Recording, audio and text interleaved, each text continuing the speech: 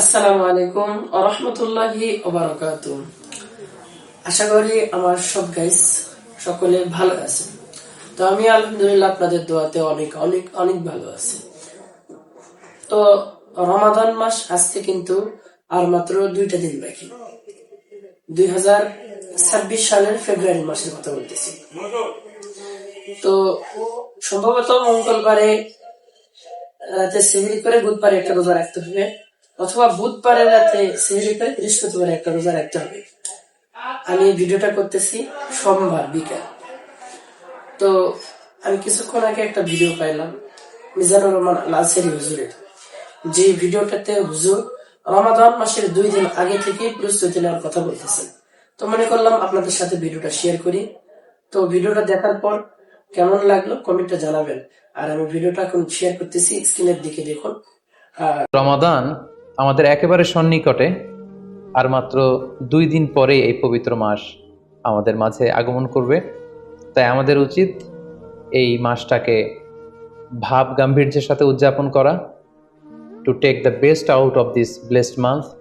যত বেশি পরিমাণে সম্ভব নেক কাজ করে আল্লাহ তাআলার ক্ষমাপ্রাপ্ত বান্দাদের অন্তর্ভুক্ত হওয়ার চেষ্টা করা। আমরা যদি এই মাসকে উদযাপনের জন্য এখন থেকে একটা প্ল্যান করি বা প্রোগ্রাম করি এবং সেটার আলোকে যদি পুরো মাসটি আমরা পরিচালনা করবার চেষ্টা করি, তাহলে আশা করি খুবই ফ্রুটফুল ওয়েতে এই যে অফার দেওয়া হয়েছে, স্পেশাল অফার, এই অফারগুলোকে আমরা কাজে লাগাতে পারবো এবং বেশি বেশি আবাদত করে আল্লাহ তাআলার প্রিয় ভাজনদের অন্তর্ভুক্ত হতে পারবো। এই পৃথিবীতে আমরা যখন কোনো বিজনেস রান করি, নিশ্চয়ই তার আগে একটা প্ল্যান করি, একটা প্ল্যান সাজাই। বড় কোনো প্রজেক্ট যখন আমরা হাতে নিই, আমরা একটা প্রজেক্ট প্ল্যান দাঁড় করাই এবং সেটার আলোকে আমরা সেই প্রজেক্টটাকে রান করবার চেষ্টা করি। তাই আর যেহেতু মাত্র 2 দিন বাকি, আমরা যদি এখন থেকেই একটি প্ল্যান করি বা একটি পরিকল্পনা সাজাই, হতে পারে এটা লিখিত পরিকল্পনা, কিংবা অ্যাটলিস্ট নিজের সাথে নিজের বোঝাপড়া যে আমি এই কাজগুলো রমাদানে করতে চাই, এগুলো করতে চাই না, ডুজ অ্যান্ড ডোন্টসগুলোকে আমি মেনে চলতে চাই, যেগুলো করা উচিত এগুলো আমি বেশি বেশি করব, যেগুলো থেকে দূরে থাকা উচিত এগুলোর ব্যাপারে আমি সাবধান থাকবো। অ্যাটলিস্ট মনের সাথে মনে একটা বোঝাপড়া অথবা কাগজে লিখে আমাদের একটি পরিকল্পনা করা উচিত। সো এ পর্যায়ে এই রমাদান কেন্দ্রিক আমরা কি ধরনের পরিকল্পনা করতে পারি এবং সেই পরিকল্পনায় কোন কোন বিষয়গুলো স্থান পেতে পারে বলে আমি মনে করি, সেগুলো আপনাদের সাথে সংক্ষিপ্তভাবে শেয়ার করবো ইনশাআল্লাহ। প্ল্যান করার ক্ষেত্রে সর্বপ্রথম যেটা আমি বলবো, প্ল্যান করবার সময় অল্প প্ল্যান করুন এবং সেটা যতটুকু প্ল্যান আপনি করবেন সেটা নিয়মিত করবার চেষ্টা করুন। আমাদের অনেকের মধ্যে এমন একটা ভাব কাজ করে যে যেহেতু এটা অনেক রহমতের মাস, বরকতের মাস, মাগফিরাতের মাস, আবেগে তারা অনেক বেশি প্ল্যান করে ফেলে এবং সেই অনুযায়ী রমাদানের শুরুতেই সারা রাত তাহাজ্জুদ, সারাদিন এবাদত তেলাওয়াত, এরকম 2-4 দিন চলার পরে, কয়েকদিন যাওয়ার পরে সে আবেগটা ঝরে পড়ে, সে আবেগটাকে সে ধরে রাখতে পারে না। কারণ এমন প্ল্যান করা হয়েছিল যেটা রেশনাল ছিল না, যেটা হয়তো যৌক্তিক ছিল না বা বাস্তবসম্মত ছিল না।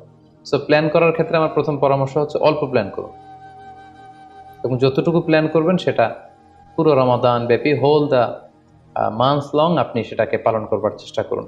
কারণ আল্লাহ রাসূল সাল্লাল্লাহু আলাইহি ওয়াসাল্লাম বলেছেন, আহাব্বুল আমালি ইলাল্লাহি আদওয়ামুহা ওয়া ইন কাল্লা। আল্লাহ তাআলার কাছে সবচেয়ে প্রিয় আমল হচ্ছে সেটা যেটা মানুষ নিয়মিত করে, যেটা বান্দা রেগুলার বেসিসে করে, যদিও এটা পরিমাণে কম হয়।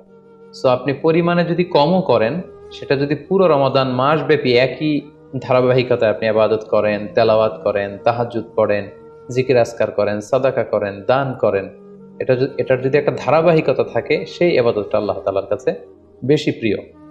তাই প্ল্যানের ক্ষেত্রে আমার সর্বপ্রথম পরামর্শ হচ্ছে অল্প প্ল্যান করুন, স্বল্প পরিসরে প্ল্যান করুন, হাতে গোনা অল্প কয়েকটি বিষয়ের ব্যাপারে আপনি কনসার্নড হন এবং যতটুকু প্ল্যান করেছেন ততটুকু নিয়মিত বাস্তবায়ন করুন।